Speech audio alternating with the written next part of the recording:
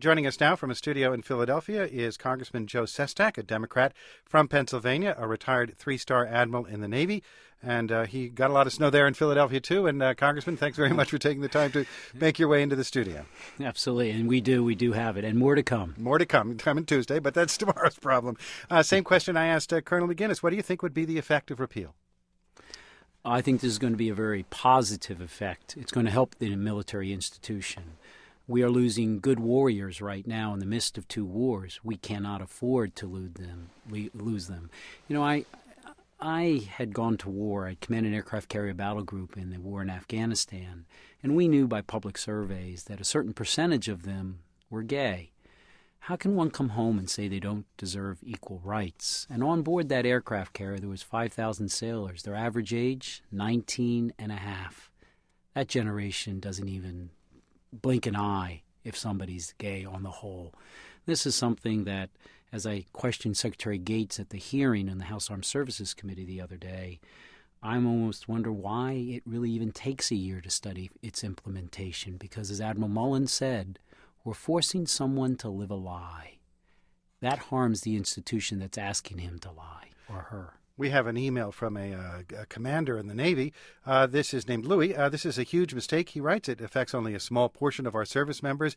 There is no, nor has there ever been, any right to serve in the military. We're an all-volunteer force now, but even when the draft was in effect, the military itself always reserved the right to accept only those that meet the requirements to serve. But who sets those requirements? Men, and yet, or women, in the laws of our nation. And we basically take our direction from the Constitution and from the Declaration of Independence, where all men are created equal. We worked our way through the African-American experience. I put a woman into combat in an F-18 the night I arrived off Afghanistan. There's no reason we aren't going to work our way through this fairly rapidly with good commanders who understand, and their men and women understand, about good order and discipline. This is not an issue we can't move rapidly onward with. Congressman Joe Sestak with us from Philadelphia. Coming up, more of your calls. If you've served in the military or if you're serving now, how would that military change if Don't Ask, Don't Tell goes away? 800-989-8255. Email us talk@npr.org. Stay with us. It's the Talk of the Nation from NPR News. This is Talk of the Nation. I'm Neil Conan in Washington. Last week, the nation's top uniformed officer and the Secretary of Defense both told members of the Senate Armed Services Committee that Don't Ask, Don't Tell, the law that prohibits gay men and women from serving openly in the military, should be repealed. Today we're talking about if and how the military might change if that law goes away. We're still talking with Congressman Joe Sestak, a former Navy admiral. If you're in uniform or if you're retired military, tell us what you think. 800-989-8255. Email talk@npr.org. And let's get Daryl on the line. Daryl's calling us from Nashville. Hey, Neil, how are you doing? I'm well, thank you.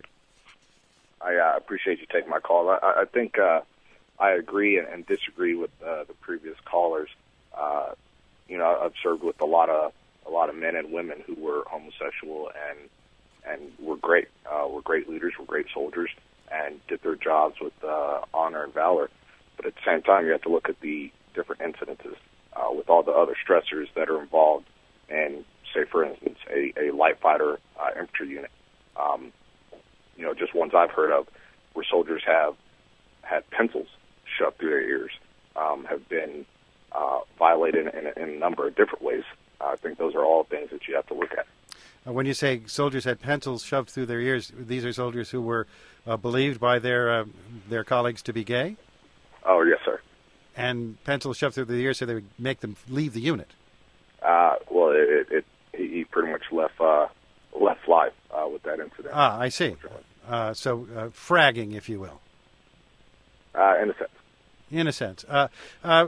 Congressman Sestak, let me ask you about that. He's talking about an extreme form of intolerance.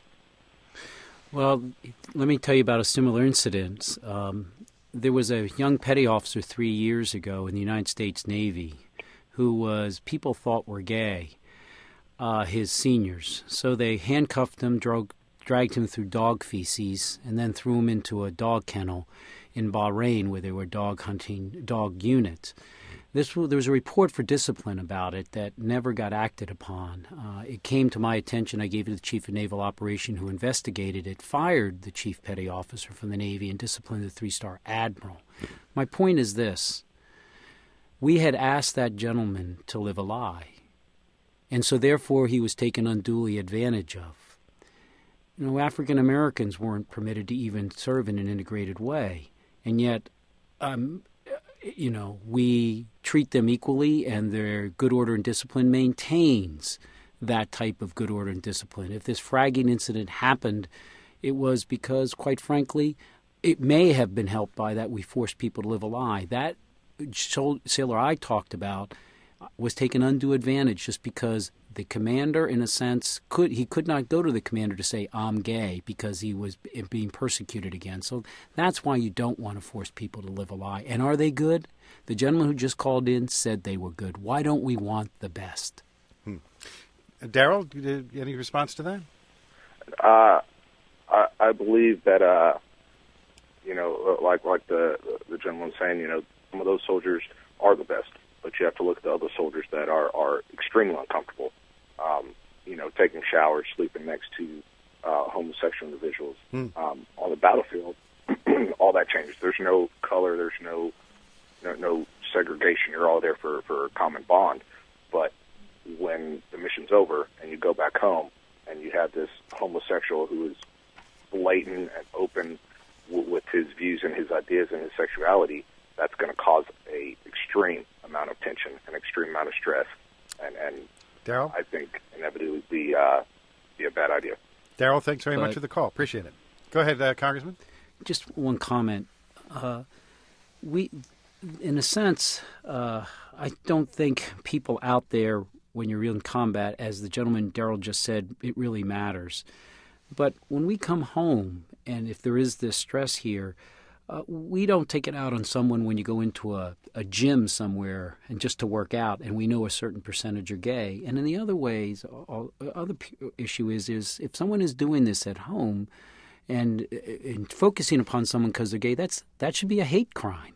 And that's what we are about in this nation. Everyone created equal. I appreciate his points, and I thought he was quite frank about it in a helpful way.